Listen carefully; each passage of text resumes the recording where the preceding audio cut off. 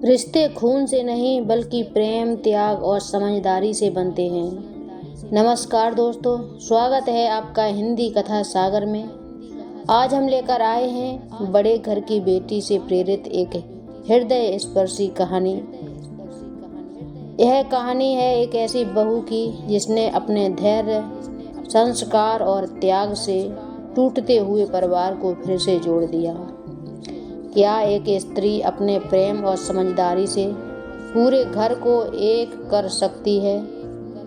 तो आइए जानते हैं इस भावुक और प्रेरणादायक कहानी में बड़े घर की बेटी। तो बिना देरी किए हुए कहानी में प्रवेश करते हैं। गांव में बेनी माधव सिंह का बड़ा सम्मान था। यदि समय के साथ उनकी संपत्ति पहले जैसी नहीं रही थी, फिर भी लोग उन्हें आदर की दृष्टि से देखते थे। उनके 2 पुत्र थे, नीलकंठ सिंह और लाल बिहारी सिंह। नीलकंठ पढ़े लिखे, विचारशील और शांत स्वभाव के युवक थे। वे शहर में नौकरी करते थे और सप्ताह में एक बार घर आते थे। दूसरी ओर लाल बिहारी गांव में ही रहता था। वह बलवान, साहसी और कुछ उग्र स्वभाव का था। कुछ समय पहले नीलकंठ का विवाह आनंदी से हुआ था।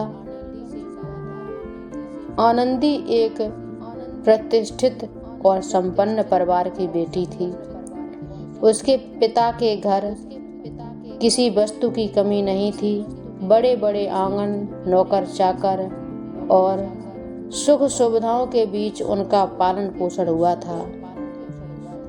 लेकिन विवाह के बाद जब वह अपने ससुराल आई तो उसने देखा कि यहाँ का जीवन बहुत साधारण है। फिर भी आनंदी ने कभी शिकायत नहीं की।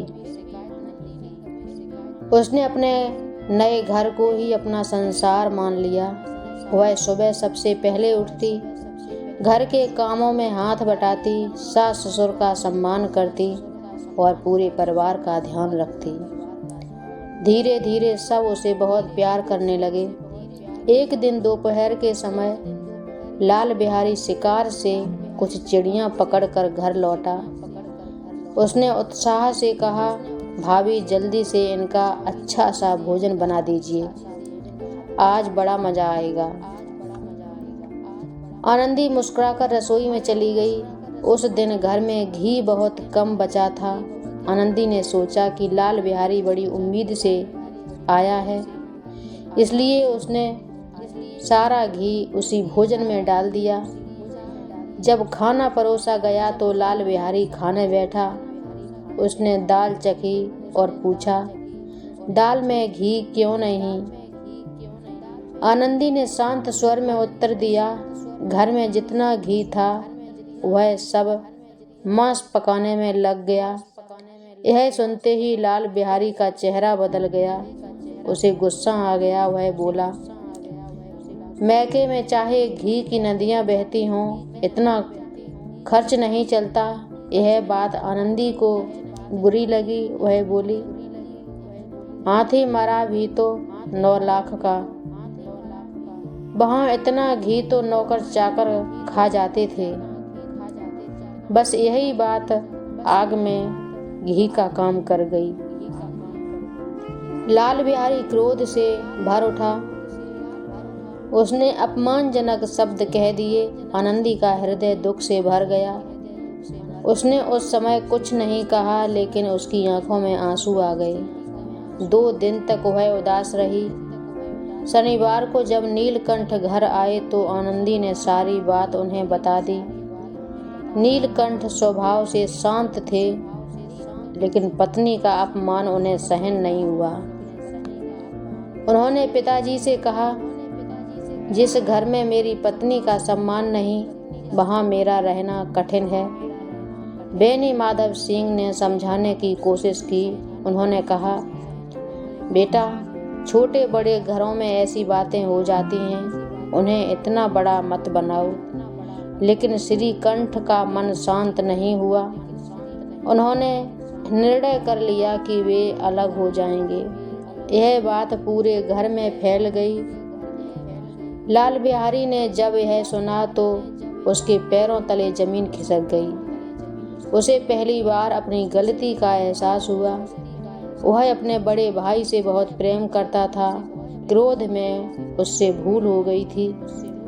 अब उसे लग रहा था कि उसकी एक गलती ने पूरे परिवार को तोड़ दिया। रात भर वह सो नहीं सका। सुबह उसने निर्णय लिया कि वह घर छोड़ देगा। वह धीरे धीरे आनंदी के कमरे के बाहर पहुंचा। उसकी आंखों में आंसू थे। कंपित स्वर में बोला, भाभी, मुझसे बहुत बड़ी भूल हो गई। मैं आपके सामने अपराधी हूँ। अब मैं इस घर से जा रहा हूँ। मेरे कारण घर में कलह हुई है। आनंदी ने यह सुना तो उसका दिल पिघल गया। वह जानती थी कि लाल बिहारी बुरा नहीं है। वह केवल गुस्से में बहक गया था। उसने कहा, लाला, ऐसी बातें मत करो। घर छोड़कर जाने से समस्या हल नहीं होगी। लेकिन लाल बिहारी नहीं माना। उसी समय श्रीकंठ वहां आ गए। उन्होंने लाल बिहारी को देखा, लेकिन उनका क्रोध अभी शांत नहीं हुआ था। लाल बिहारी ने सिर झुका लिया। उसकी आंखों से आंसू बह रहे थे। उसने कहा, भैया, मुझे क्षमा कर दीजिए। मैंने जो कहा वह मेरे जीवन की सबसे बड़ी भूल थी।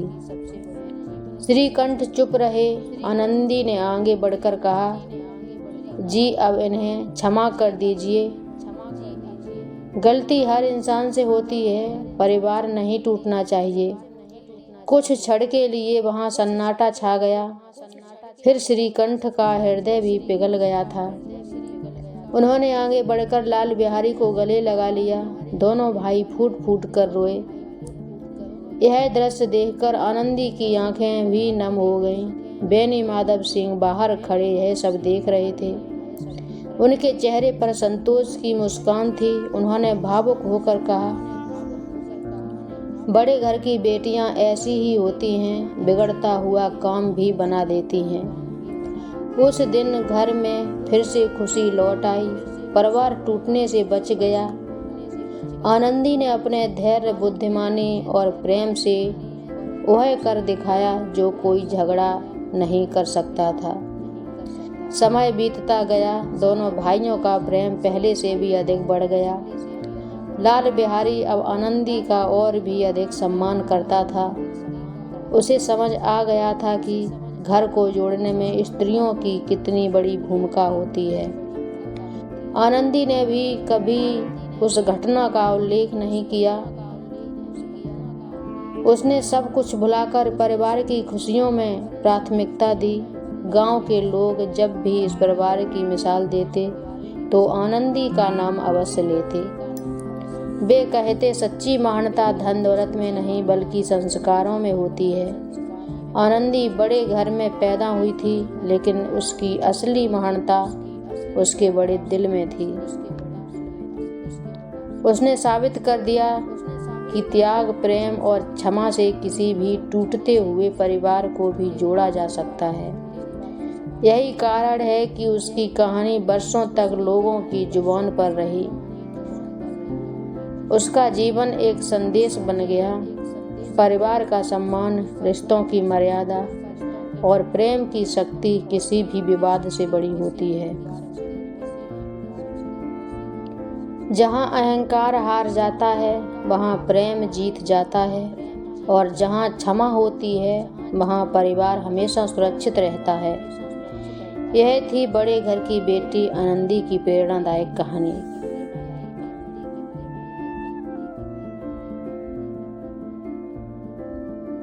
तो दोस्तों, ये थी बड़े घर की बेटी की प्रेरणादायक कहानी। यह कहानी हमें सिखाती है कि परिवार को जोड़ने के लिए धन की नहीं बल्कि प्रेम, धैर्य और त्याग की आवश्यकता होती है। आनंदी ने साबित कर दिया कि सच्ची महानता बड़े घर में जन्म लेने से नहीं बल्कि बड़े दिल का इंसान बनने से आती है। अगर आपको यह कहानी पसंद आई हो तो मेरे वीडियो को लाइक करें, कमेंट करें और हिंदी कथा सागर को सब्सक्राइब जरूर करें। मिलते हैं अगली भावुक और प्रेरणादायक कहानी के साथ। तब तक के लिए धन्यवाद।